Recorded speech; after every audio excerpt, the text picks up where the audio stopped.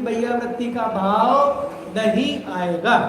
और जिन सिद्धांतों का सेवन मतलब स्वाध्याय आदि नहीं करेगा, प्रवचन आदि नहीं सुनेगा, साधर्मियों की भैया वृत्ति नहीं करेगा, धर्म में अनुराग नहीं होगा और दान देने में प्रीति नहीं होती। किसके? अगर वात्सल्य नहीं होगा, और वात्सल्य होगा तो भैया वृत्ति भी होगी, जिन मंदिर की सेवा भी होगी, साधर्मी में वात्सल्य भी होगा, धर्म में अनुराग भी होगा और दान देने में प्रीति भी होगी। आगे देखो, जिन्होंने 6 काय के जीवों पर वात्सल्य दिखाया है वे ही 3 लोक में अतिशय रूप तीर्थंकर प्रकृति का बंद करते। और 6 काय के जीवों के प्रति वात्सल्य किसका है? एकमात्र मुनिराजों का। किसका? एकमात्र मुनिराज क्या करते हैं? 6 कायों के जीवों की रक्षा पालते। पढ़ा ना हमने? कहाँ पढ़ा? 6 डाला में क्या पढ़ा? 6 काय जीव नहनन दे।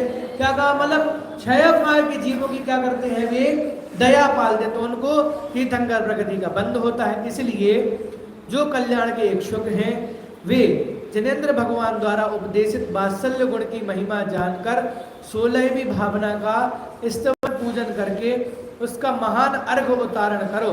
वे ही दर्शन की विशुद्धता पाकर तपरूप आचरण करके अहम इंद्र आदि देवलोक को प्राप्त होकर पश्चात जगत के उद्धारक तीर्थंकर होकर निर्वाण को प्राप्त करते हैं।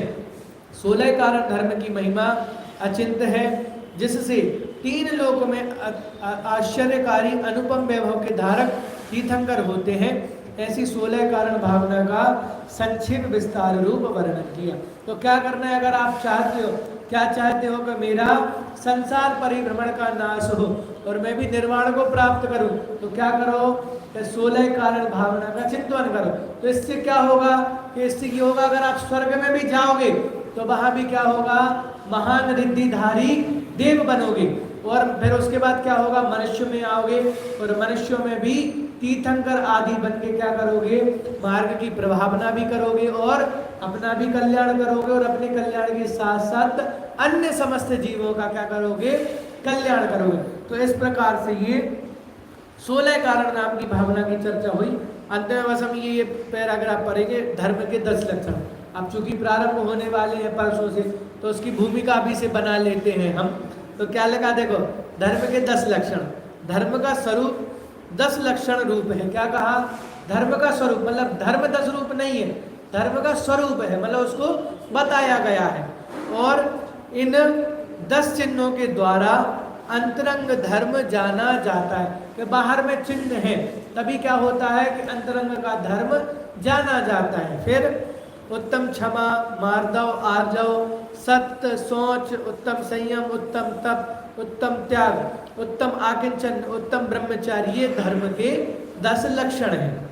धर्म तो वस्तु का स्वभाव है, स्वभाव को ही धर्म कहते हैं। लोक में जितने पदार्थ हैं वे सब अपने अपने स्वभाव को कभी नहीं छोड़ते हैं।